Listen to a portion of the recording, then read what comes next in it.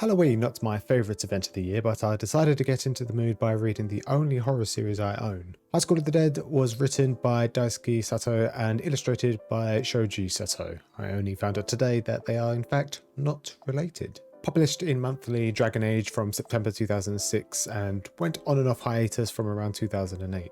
The last volume came out 3 years later, with the final volume being released 2 years after that in 2013. The Empress released the series in English in 2011, but the final chapter I don't think is available legally anywhere. And sadly, Daisuke passed away from heart disease in 2017, so we will never see a true ending to this series.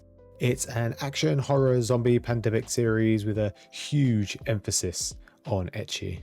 But don't let that fool you, because the girls in this series are pretty badass and strong. Now, I'm not sure how much of the volume I can actually show you without this being flagged up as inappropriate, but we have the parental advisory warning on every single volume, along with one of the three main high school girls with zombies all in the background.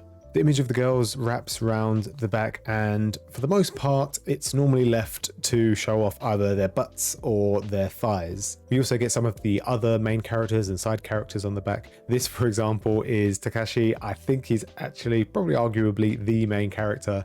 Sadly, I think having him on the front wouldn't have sold as many volumes in comparison to the many waifus that you have in this series. Each volume boasts a 6-colour front page, though the first page is always black and white, so I'm not too sure if this one actually counts. I really like the second page, which, along with giving you the chapter titles, includes a list of weapons that are shown up in each of the volumes. All the other pages mostly have images of girls showing off their assets, with a little précis of what's to come within the volume. The 7 volumes differ from colour to colour, which looks really nice when you stack them up all on the shelf. Unfortunately, the single volumes are all out of print and at the moment pretty hard to come by, and I believe so are the 2 full colour omnibus editions as well. This follows the tried and true formula of a zombie apocalypse. Unknown disease creates zombies, and our protagonists have to survive day to day, being attacked by the undead, searching for a quiet place to sleep, and arguing amongst themselves and some of the other survivors.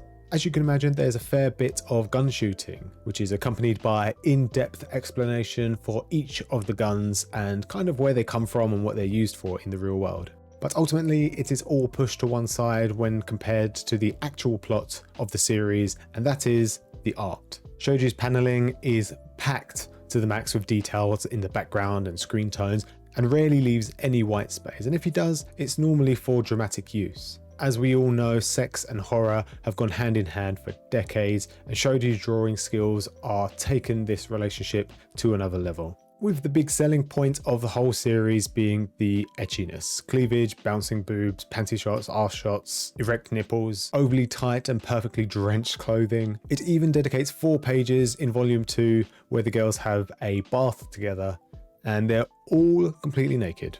So we are one penetration away from becoming a hentai.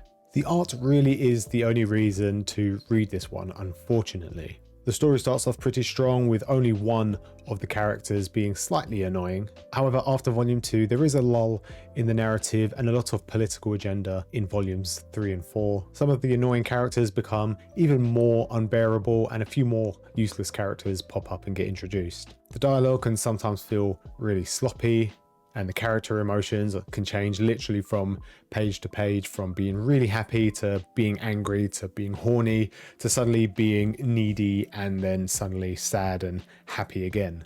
And again, this is the end of humanity, so who knows, maybe our emotions really would be all over the place.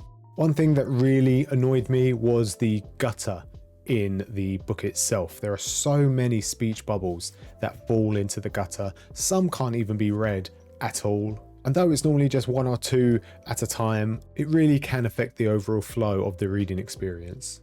So in conclusion, I think this one's okay. I will definitely read it for the art for sure. The action segments are great. The boring expositions are just beautiful to look at. Even if you don't really understand or really care what's being said, Shoji's illustrations really do just draw you in and have you focus on the beautiful art.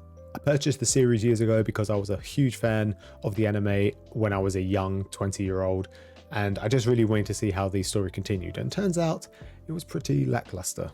The first 4 volumes follow the anime, with the next 2 volumes taking place in a shopping center where we try and take refuge, and the last 2 volumes we are looking for Rei and Takashi's parents.